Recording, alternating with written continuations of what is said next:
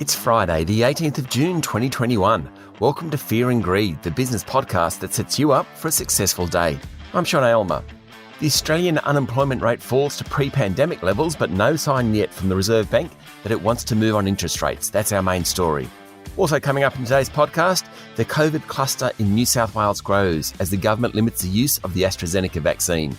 The federal government's landmark superannuation reforms passed the Senate, and Coles' big spend triggers a big fall in its share price. Immediately after the podcast, stay listening for my chat with leading tech journalist Stephen Fennick about the rise of Amazon. But first, here's a brief look at markets.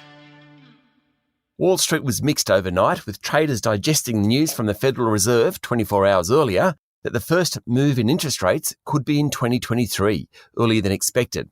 Also, Fed Chair Jay Powell said the central bank was talking about reducing purchases of bonds, which have had the effect of keeping a lid on interest rates. The Dow Jones Industrial Average was down 0.6% in early afternoon trading, its lowest point in 4 weeks. The S&P 500 was flat, and the Nasdaq was up 0.9%. European markets were flat. The European Central Bank has taken a different stance to its US counterpart and said monetary stimulus should remain in place until the economy is fully recovered. London's FTSE closed down 0.4%, and the Stoxx Europe 600 finished 0.1% lower. The S&P ASX 200 closed down 0.4% to 7,359 points yesterday. It was a pretty decent performance given the drop in Wall Street the previous night and rising concerns about global central banks tightening monetary policy. Communications, energy and material stocks were the worst performers. Telstra dropped nearly 2% and REA Group fell 2.8%.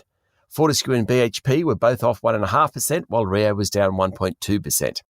The big banks outperformed, with Commonwealth Bank continuing its recent stellar run, finishing up 1% at yet another record high. Buy Now, Pay Later Group Afterpay was up 1.7%. Oil prices fell back overnight, reacting to the Fed comments, with Brent crude down nearly 2%. Gold was also lower. And the Aussie dollar has fallen sharply over the past 24 hours and is trading at 75.6 US cents. Again, it's a reflection of the Fed comments over the past 36 hours that's triggered a jump in the US dollar. The unemployment rate has fallen to 5.1%, the same level as before the pandemic, increasing pressure on the Reserve Bank to tighten monetary policy settings. More than 115,000 new jobs were created last month, mostly full-time roles, and there are now tens of thousands more jobs in the economy than before the pandemic. Leading employment market indicators such as job ad surveys point to ongoing strength in the labour market.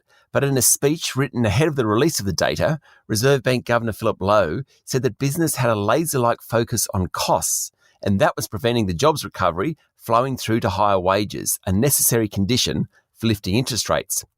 The raw numbers in yesterday's Australian Bureau of Statistics release were remarkable. The jobless rate fell from 5.5% to 5.1%, with full-time employment rising 97,500 to almost 9 million. There was also a jump in part-time employment to 4.1 million. The jobless rate is now back to the level it was in February 2020, and it's about where Federal Treasury forecast it would be in a year's time. The underemployment and underutilisation rates were both lower, and the hours worked and participation rate were higher. Federal Treasurer Josh Frydenberg said the economy still had a long way to go, but it was recovering strongly, and the labour force data provided light at the end of the tunnel.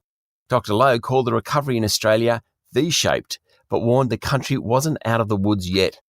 The governor said that the predominant mindset in corporate Australia was for profits to be increased by lowering costs.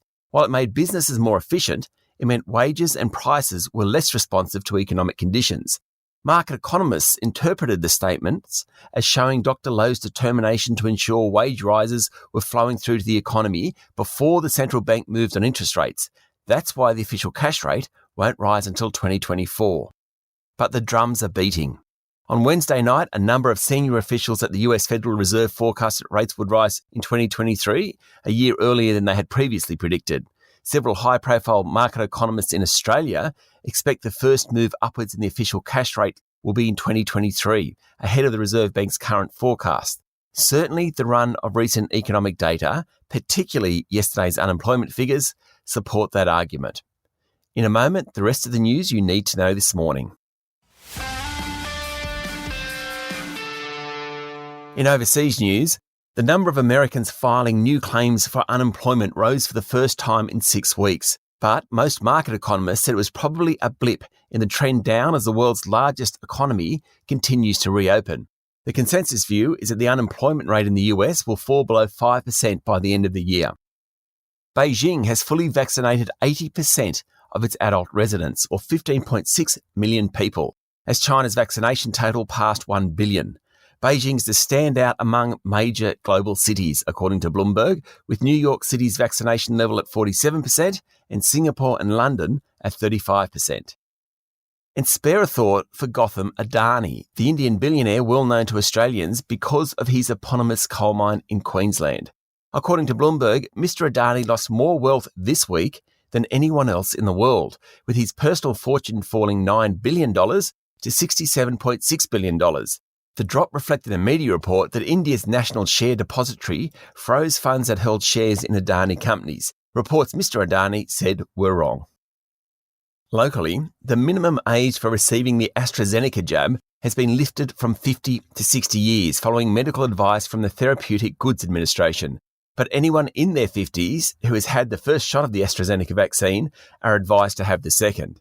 Pfizer is now the preferred inoculation for anyone under 60 after a handful of cases of a clotting disorder was linked to the AstraZeneca jab. Federal Health Minister Greg Hunt yesterday said 3.4 million doses of Pfizer had been received already, with an additional 1.7 million expected this month and 2.8 million in July. Mr Hunt said around 70% of Australians intend to be vaccinated. The new advice came as the number of community-transmitted cases of COVID-19 in New South Wales rose to 3 and possibly 4, pending confirmation of a positive test in the northwest of the city. The 3 confirmed cases are all linked and started with a driver who transported airline staff to quarantine facilities. The cases triggered a warning from Queensland Premier Anastasia Palaszczuk yesterday that anyone who had been in hotspots in Sydney would need to isolate if entering the Sunshine State. The warning came just a week ahead of school holidays. Treasurer Josh Frydenberg said members could save more than $17 billion after the government's landmark Your Future, Your Super legislation was passed by the Senate yesterday.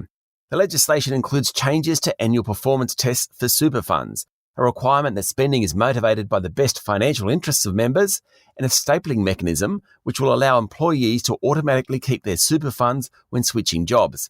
The legislation is designed to eliminate multiple superannuation accounts, which, according to the Productivity Commission, cost members $2.6 billion annually in extra fees and insurance premiums. It will also make super funds more accountable for their performance, and that is a good thing.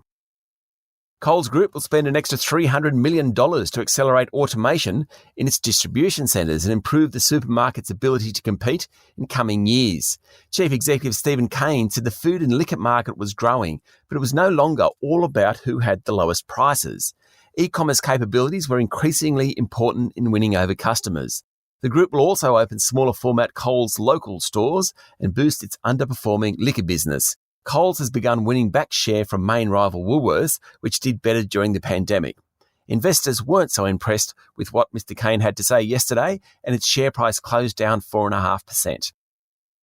I reported yesterday that the Fair Work Commission had agreed to a 2.5% rise in the minimum wage, though in the case of some retailers, the increase would be delayed.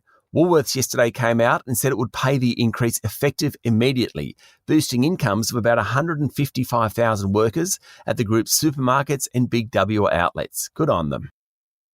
Challenger Limited said it would hold more regulatory capital in the future, lowering its target return on equity in an effort to future-proof its business.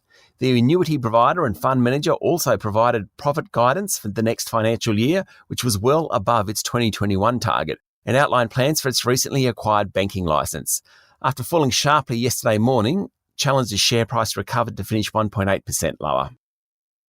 Speculation around BHP building a potash mine in Saskatchewan, Canada, at a cost of $7 billion is intensifying after presentations by the big Australian to investors yesterday. BHP has long wanted a fifth pillar to its mining business, and potash, which is used in agriculture and improves water uptake in plants, has been on the radar for about a decade. It would join iron ore, copper, oil and gas, and coking coal in the BHP stable. The one outstanding issue, according to reports in the Financial Review, is access to ports. Seven Group, controlled by billionaire Kerry Stokes, has extended its takeover offer for building products business Boral by 5 days, giving shareholders till the end of the month to accept its bid. Seven already owns almost 24% of the building group, but the offer of $6.50 a share has been rejected by the board of Boral as undervaluing the company. Boral's shares closed at $6.75 yesterday. Seven Group has a 40% stake in Seven West Media, and its share price jumped 24% yesterday after it said it was on track to exceed consensus earnings forecasts as a result of strong advertising growth during the fourth quarter. That takes the share price back to where it was at the end of April. The annual global rankings of competitiveness has shown that Australia has fallen down the ladder, even though it's admirably managed the COVID-19 crisis. The Swiss-based Institute for Management Development's World Competitiveness Yearbook put Australia at 6 out of 14 Asia-Pacific nations, the worst performance since 1996. An over-reliance on minerals, lacklustre management practices, and the tax regime all hurt competitiveness, experts said. Websites and smartphone apps of Commonwealth Bank, Westpac and ANZ, the Reserve Bank, Macquarie Group and Virgin Australia, to name a few, were hit yesterday in varying degrees after problems around internet connectivity across the country. The Yallourn Power Station in Victoria is at serious risk of flooding, which could impact the state's electricity supply. An energy emergency has been declared to allow Energy Australia to divert the Morwell River away from Yallourn. If the station is flooded, power could be disrupted for months. Wild weather has hit the state over the past week, and some homes are expected to be without power for weeks. State Premier James Merlino announced a prolonged outage payment for homes that can't get power back on. And airfares are at their cheapest in a decade. According to the competition watchdog, the impact of regional express, better known as REX, moving into routes between major cities and airlines cutting ticket prices to coax travellers back has meant super cheap prices. You've been told. Up next is a Fear and Greed daily interview. We're taking a close look at Amazon, how it grew from an internet bookseller to the biggest online sales company in the world. And that's not to mention its cloud computing services, TV streaming, Alexa, and more. It's a remarkable story. I'm talking to technology journalist Stephen Fennick, who's been watching Jeff Bezos and Amazon for a very long time. Perfect Friday listening up next in the Fear and Greed playlist. It's Friday, the 18th of June, 2021. I'm Sean Aylmer, and that's Fear and Greed. Enjoy your day.